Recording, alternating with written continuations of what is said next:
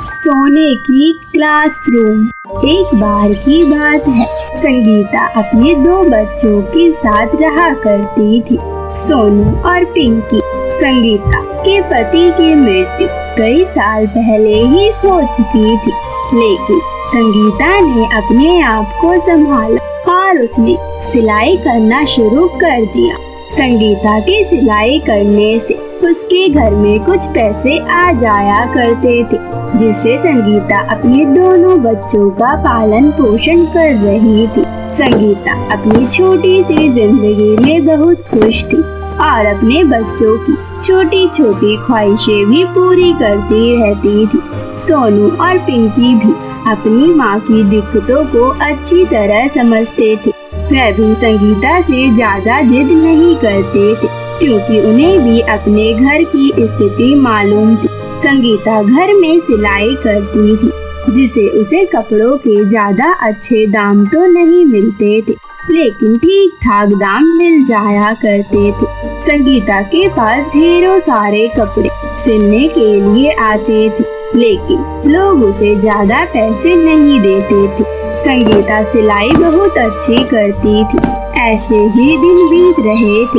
एक दिन संगीता अपने सिलाई का सामान लेने के लिए बाजार गई थी कि तभी उसका एक्सीडेंट हो जाता है और संगीता की हालत बहुत ज्यादा खराब हो जाती है। उसे कुछ लोग हॉस्पिटल लेकर जाते हैं। संगीता को हॉस्पिटल से कुछ दिनों में ही छुट्टी मिल जाती है, लेकिन संगीता अब अपना एक पैर और एक हाथ खो चुकी थी। जब यह बात दोनों बच्चों को पता चलती है तो उन्हें भी बहुत दुख होता है, लेकिन वह होने को क्या टाल सकते थे। दोनों बच्चे अपनी माँ की बहुत सेवा करते हैं, लेकिन उनके घर में अब पैसा आना तो बंद हो चुका था, जिसकी वजह से खाने और पीने के धीरे धीरे लाले पड़ने लगे थे।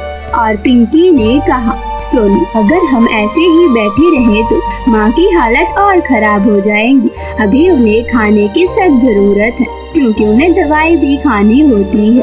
अगर हमने कुछ नहीं किया तो माँ को ये घर छोड़कर ही जाना पड़ेगा। लेकिन दीदी, हम क्या करेंगे? अभी तो हम बहुत छोटे हैं, हमें कोई काम भी नहीं मिलेगा। अरे हाँ, मुझे याद आ गया।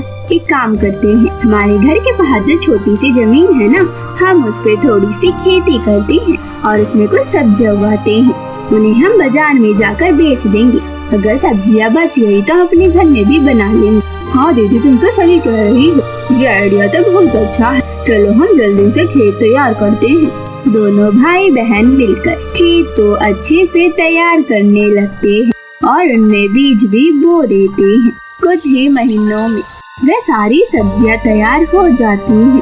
दोनों भाई बहन ये देखकर बहुत खुश हो जाते हैं और उन सब्जियों को तोड़कर बाजार में बेचने के लिए चले जाते हैं कि तभी सोनू कहता है, अरे दीदी, यहाँ पर तो मैंने सुना है कि यहाँ पर बेचने के लिए सब्जियाँ किराया देना पड़ता है।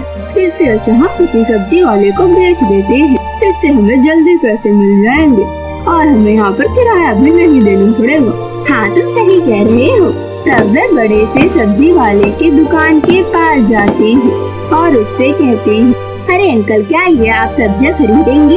हम आपको थोड़े सस्ते दाम पे दे देंगे। दुकानदार उनकी हरी हरी और ताजी सब्जियों को देखकर खुश हो जाता है और मन में कहता है, अरे ये तो बहुत ताजी है, ये तो मैं बहुत अच्छे दामों में बेच सकता हूँ। इनसे मैं तो कितना भी मांगूंगा तो दे ही देंगे। ये सब्जियाँ बहुत ही स्वादिष्ट होंगी, मैं इन्हें खरीद लेता हूँ।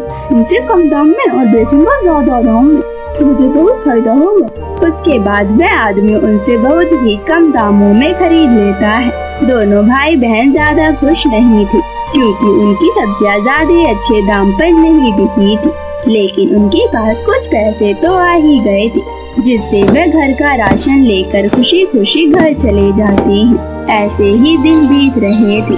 धीरे धीरे उनसे बहुत ही कम दामों में सब्जियां खरीदने लगा था, जिससे वे बहुत ही निराश और दुखी हो गए। और एक दिन पिंकी ने उस दुकानदार से बोला, अरे अंकल, आप तो बहुत ही कम दामों में हमसे सब्जियां ले रहे हो।